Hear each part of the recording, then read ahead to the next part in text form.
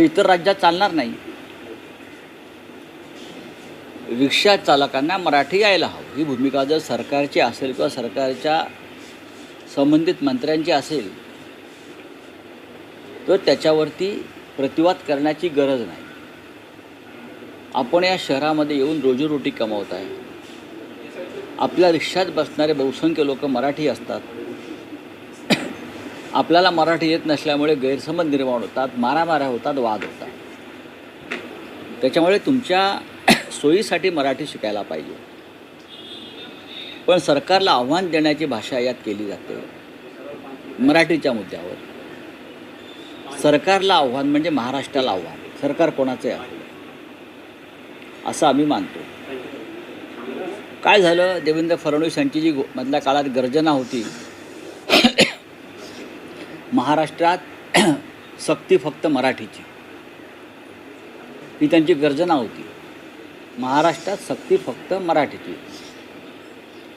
त्या गर्जनीचं काय झालं, त्या गर्जनीचं म्याव का झालं, कशा करता तुम्हाला मागे हटायचं आहे. शिकतील ना मराठी. तुम्ही कायदा करा, नियम बनवा, 1 मेपासून सुरुवात करा आणि नियम बनवल्यावर त्यांना 6 महिन्याची मुदत द्या. ज्यांना येत नाही त्याने शिकावं. मराठी अत्यंत सोपी, सहज, रसाळ भाषा आहे. ती अवघड नाही. ती काय हिब्रू भाषा आहे का? नाही.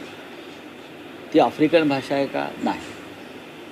आमची रोमन लिपी वगैरे सगळं सारखंच आहे, शब्द सारखे आहेत.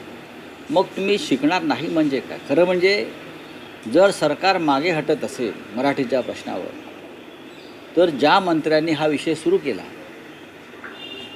करणारच मराठी शिकावंच लागेल, त्यांनी मंत्रिमंडळातून मराठीच्या मुद्द्यावर राजीनामा दिला पाहिजे.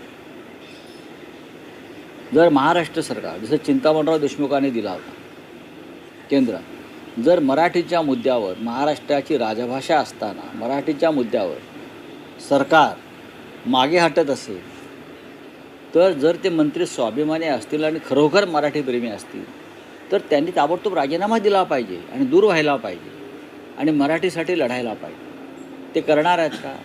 का ते सुद्धा त्या मुदतवाढीच्या गुंत्यामध्ये अडकून पडणार आहेत?